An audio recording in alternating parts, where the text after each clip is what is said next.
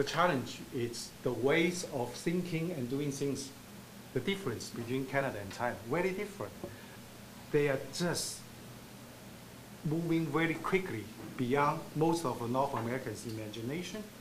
So our federal government have to take a lead, have to be more aggressive. I also have some advice for our Chinese friends. They really need to learn at the North American way of thinking and doing things.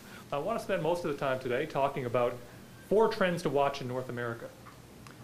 We've got aging physical infrastructure, we've got a big push on green energy, oil sands development, particular to the Canadian market, and what I call the internationalization of climate change. We have 2 funds. We are funded by the federal government, so we operate across the country. We are focusing in on pre-commercial clean technology. But you can see these are all just mayors that have been trained by Harmony. Every one of them has major green projects going on in their municipality, and they're the ones responsible for creating them, and they're the ones responsible for making them happen. So I ask you, Canadians, if you're interested in and looking at China, first of all, Harmony can be a great source of information. Certain areas of clean tech have even hit a bigger fall than others, for example. Biomass, for example, in my own perspective of it, hit not only the financial crisis, but hit a confidence crisis in that there started to be some questions about whether biomass is a good place to put our next energy bet. One of the biggest barriers we've got as a country right now, and if there's anybody here from the Harper government, I'd love to talk to them, because you guys are missing in action. We have a world that is turning green very quickly, and we still have a government that is talking about Kyoto being a mistake, about remediation of environmental problems being a mistake. We really have to get our thinking around this. We are facing the biggest business opportunity the world has ever seen in coping with climate change.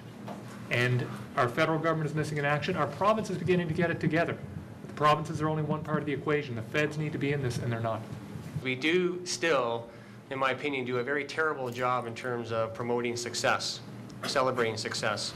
There's a lot of interesting innovation going on across this country, a lot of examples of sustainable communities, a lot of examples of private sector leadership going on across the country, but we do a terrible job of actually promoting it and promoting the innovation that's available from Canadian companies. So I'll reiterate the earlier comment from Dr. Tang and Alex's comment in terms of how effective really are our Team Canada missions when they go to places like China and India, how they actually organizing and mobilizing to effectively sell what we can offer as products and services to global markets. I think we're very poor in that area. That's an area for considerable improvement from my perspective as well. Absolutely agree with you. Our trade missions really are a joke. Let's look at it as the biggest market in the world soon. Without question, it will be second largest in no time, and very soon the largest. And it's the market that we should be looking at, and how do you sell into that market, and how do you take advantage of that? And we're not doing it as a country. And the biggest opportunity for us is green. Anyone who's been to China, you see the problems they have, and they know the problems they have.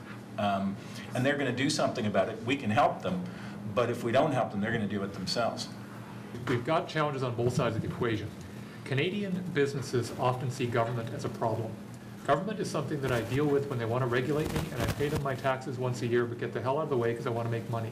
If I had to kind of capture the mindset of a lot of business people I deal with, that's it.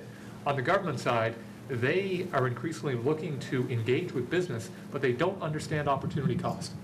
So I've had multiple calls from government saying, we need your businesses to come down, talk to us about this opportunity, talk to us about that opportunity. The business guys look at it and say, give me something I can sink my teeth into, but I don't have time to waste in 15 million meetings with government because they don't understand the cost of opportunity. So we've got 2 kind of opposing poles here. We haven't quite figured out how to put them together.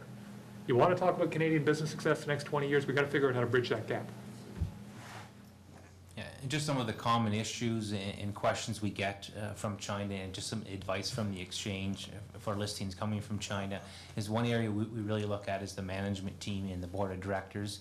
You need to have a solid group, obviously, in China on the operations that understand that market, but you also need to have a small group working in Toronto that understand the corporate governance, dealing with investors. What John didn't add to his thesis was that you have 75 trillion unfunded deficit for Medicare and Social Security. You have 0% savings yesterday, 5 to 6% savings today. You've got 3% unemployment yesterday, 10.9 today, closer to 20 if you use the underemployed. You've got a commercial real estate bubble that hasn't burst yet. You've got a residential bubble that's still going slowly down. You've got credit card defaults that will continue. Got foreclosures that will continue. All that speaks to continuous printing and continuous problems for the U.S. economy. And we look at our international listings on the TSX. The second largest component is China with 65 companies. That's followed by U.S. with 150. Another point about this market I'd like people to take away is that 35% of our issuers on TSX are graduates of the venture exchange. So we've got a market system here that's been successful in terms of moving companies up the public markets chain, and Zhongshan, a Chinese company, is an example of that. I'd like to announce 2 opening speech for our official cocktail reception. We'll have a welcoming note by Ms. Fornia Lau, the Vice President of Business Development at ChineseWorldNet.com Incorporated. So welcome everyone. On behalf of Chinese WorldNet organizer, we'd like to thank everyone again for joining us today for the whole day conference. We hope you have enjoyed the program and found the conference to be beneficial for you to better understand China and all the exciting opportunities within this region. So this is very important for KPMG, very important to have this relationship with Chinese WorldNet, and we treasure it, and we look forward to many more years to come. And I want to thank each of you for coming out today and supporting Joe Fornia in this conference and supporting everybody's involvement in it. And on behalf of the people involved, thanks very much, and I hope you find it useful, and I hope you come to the next one in Shanghai. And I would like to congratulate the organizers of this forum. It's their 10th annual. They do a really excellent job. They bring good partnerships and they do good matchmaking. So I'd like to give a round of applause to Fornia, Joe, and all the people of DCFF.